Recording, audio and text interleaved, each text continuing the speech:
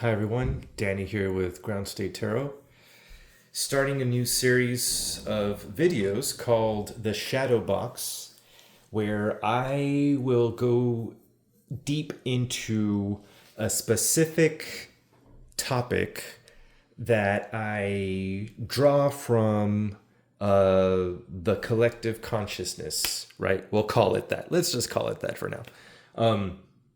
And it's really in the spirit of trying to guide us through what we established in the video that I posted on February 26th is a period of a steep climb up a very, very tall, cold, difficult mountain, to put it lightly, with everything going on right now. There's just so much that to not assault us further with all of what's going on. Let's just call it a mountain for now, right? So, in the spirit of helping to guide us through this journey and keep us centered on this idea of keeping our hearts open despite the real pull towards cynicism and nihilism and just that oppressive negative way of thinking, I want to pull our attention back. And so, in that spirit, I was meditating this morning, trying to really find the path to that we can walk together, quite frankly, because I'm like, guide, I'm guiding myself through this. You know what I mean? So it's really just in the interest of staying intellectually, but also spiritually curious, to stay grounded through what otherwise is a very untethered time. So in my meditation this morning, I got the balance card. And so that was nudging me towards really starting to drive home this idea of integration being elevation. And by integration, I mean really starting to bridge any gaps between any polarities that are at it, that are going at each other within you, right? Because then that ultimately, in moments of autopilot, we end up projecting that outwardly, sometimes inadvertently, sometimes intentionally, in more nefarious, insidious situations. So it really behooves us to try to keep in mind how to, again, bridge those polarities within us with the in the interest of elevating the quality of our relational dynamics, trying to stay balanced, right? As an individual, and then by extension, as a collective. And in that spirit, right before I had begun recording this video, I shuffled the Philosopher's deck that I have, and I wanted to see what would center us towards balance in this reading. And I got humility is not thinking less of yourself, it's thinking of yourself less. Let me say that again. Humility is not thinking less of yourself, it's thinking of yourself less, by C.S. Lewis. I really like that, actually. Which of my relationships would benefit from me being more attuned to the emotional needs of the other person? Ha! Yes, exactly.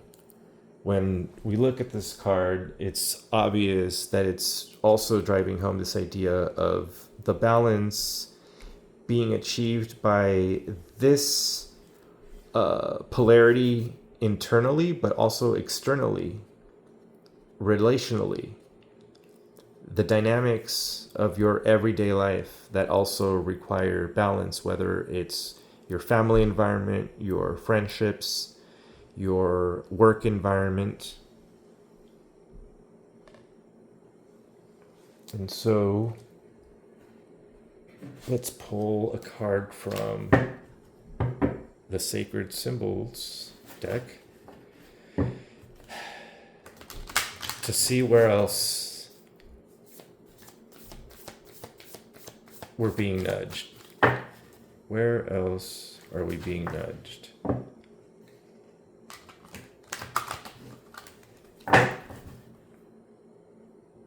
It's not easy to stay humble in a world that is very much functioning, for the most part, from a place of self-interest. There's a lot of desperation out there right now, a lot of real pain, a lot of people just surviving. And so there is a need to show that compassion that's embedded in this quote, right? Thinking of others. That's kind of how we got into this situation right now.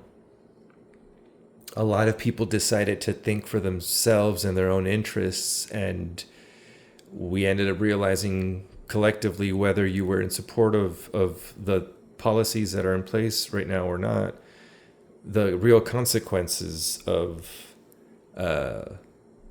allowing our selfish tendencies to get in the way. Message number 33. I'm going to stick with what I was just saying. Our individualistic, hyper individualistic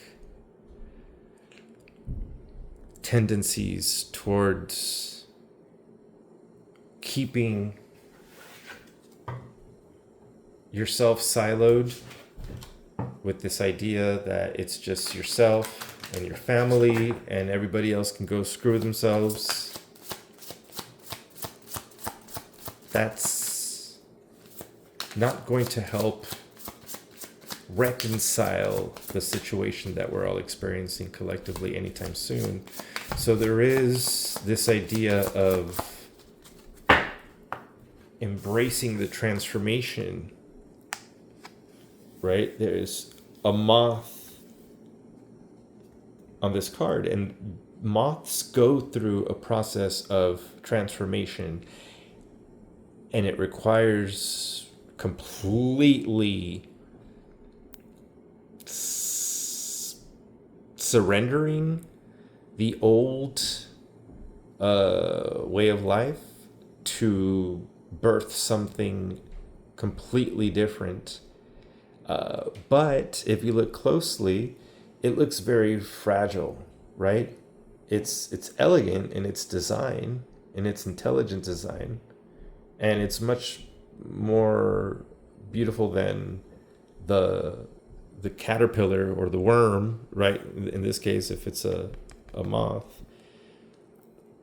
But there's a real opportunity to embrace the vulnerability embedded in the humility that we're being asked to subscribe to. It's that embracing of that vulnerability that will counterintuitively, despite the heightened energy right now, will begin to tip things back towards something more refined, something more honest. It feels fragile but honest, vulnerable. Vulnerable is what's really coming through because of just if you think of the moth, how vulnerable it is, you can easily, smash it. So that's what's coming through. If you add the 3 and the 3, you get 6. 6 is a harmonious number. It's a balanced number. In the tarot, it's the Lovers. And so it's also driving home this idea that it's a choice. to be this vulnerable, to embrace this vulnerability. It's a choice to activate the message embedded within the transformation. Growth. As you can see, it looks like fall leaves. I don't know why I get the feeling of fall, but I see like acorns. The colors also are more muted. So with growth being the name of the card, it's embracing the process, right? The growth process from worm, caterpillar to moth, butterfly, whatever you want to call this. I think this is a moth, but we can call it a butterfly too. Growing pains. It's not easy to humble yourself, to start thinking of others, to start thinking of your community, to start thinking of your community as an extension of your family, as true brothers and sisters, no matter the backgrounds, understanding that we all have dreams and hopes and goals, and we're all human. We all have the same, we all bleed. We all have the same concerns for health and whatnot. They're all very normal, and just actually, when you really sit down and think about it, it's very kind of boring because it's just so common. And that should really inspire us to be able to embrace all of these, right? The growth, the growing pains that come with making ourselves humble, if we're not used to that, or even if we are, to continue it, because there is such a thing as compassion fatigue as well, right? For those of us that have been trying to hold the line, but we're also being inspired to keep going. And for those who have not necessarily been functioning from that place, it's learning to grow and evolve. Impact. Number 37. There's a real impact that embracing this path can have. Let's read the message. There's a real impact that can be made in your own individual life, and again, by extension, in the collective experience, when we learn to take accountability for our growth, for our transformation, for shedding the things that no longer allow us to fly and stay light on our feet. Impact. Walk the earth with care. You leave an imprint on the earth beneath your feet. Each step has an impact, a meaning, a purpose. If it reflected how you showed up in all aspects of your life, what would you want your footprint to feel like for the warm sand? What texture do you aspire to add to the face of the rocks? An old saying goes, how we do anything is how we do everything. The way you treat this moment is how you treat them all. Your engagement with the present mirrors your engagement in your relationships, your work, and your passions. So, how would you like to participate? Who would you like to be? Beyond individual reflection, recognize that your actions send ripples through the universe. Shift your focus away from personal gain and instead see what you can add to the world. Offering your service also multiplies the tenderness you receive, but this is not the goal here. It is to walk with care for its own sake. Fill the soles of your feet with soul. Wow. Whoa. What have I been saying about being getting away from this self-centered, self-interested, hyper individualistic me and just my family, no one else. We've got to get away from that. And we were already nudged towards this humility, and more specifically towards empathy and compassion towards others. I mean, it's all there. It's all there. So, yeah, really powerful message that's being reinforced. One last card here. Really being reinforced. The real impact. And again, this was talking about how making these changes in your own life has ripple effects that go outward and affect your family, your friends, your work, the community. And it, on a larger scale, you also kind of start to live on the earth from a place of responsible sovereignty. Let's call it responsible sovereignty, being aware of the impact of your footprints figuratively and literally, right?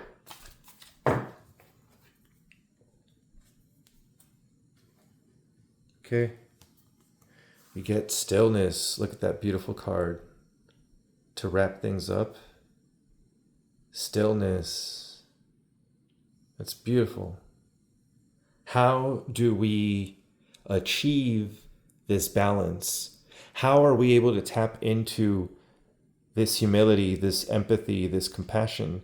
How are we able to make it real, embodied, and transform into this default state of vulnerability that's finessed?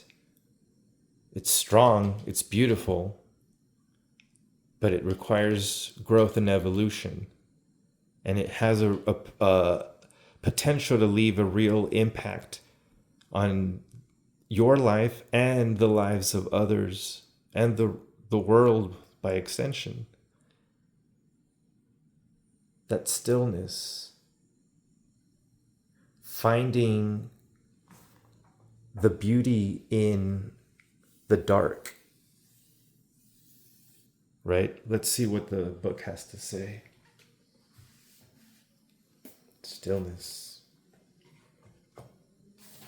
Letting the stars guide us through an otherwise dark environment lit by the beauty of the auroras, right? And the beauty of that swan as well. There's just so much to pick up on when you are still. Let's see. Okay. The tundra is a stark and severe landscape found in both the southern and northern hemispheres.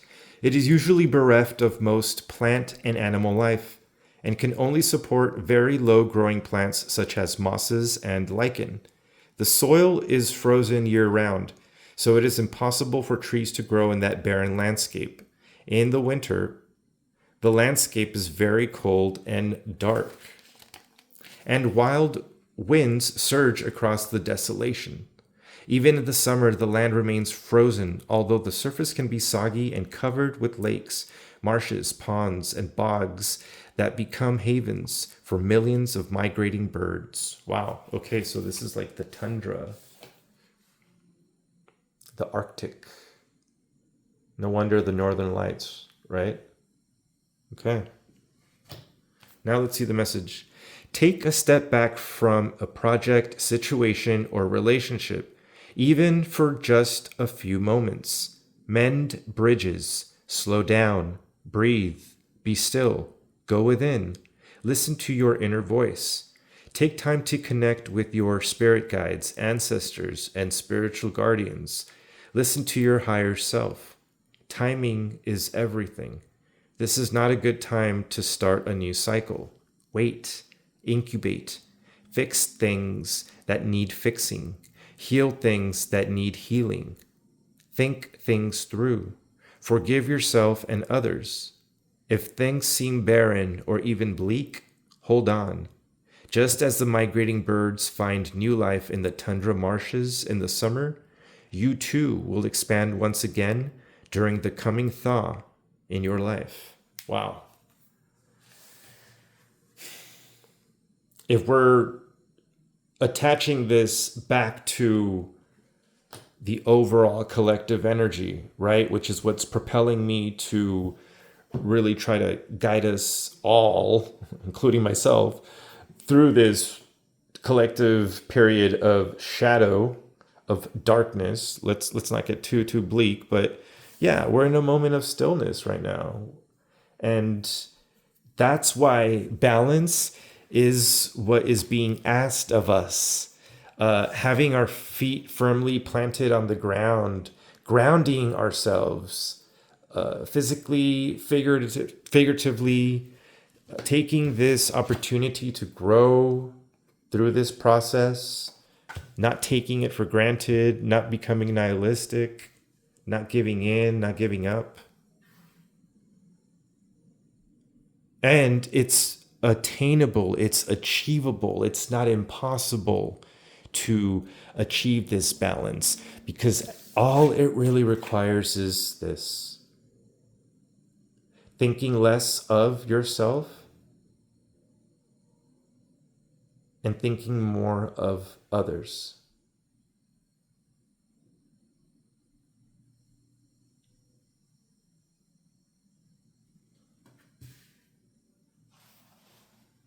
So let's leave it at that. I think that's a good place to shut this one down.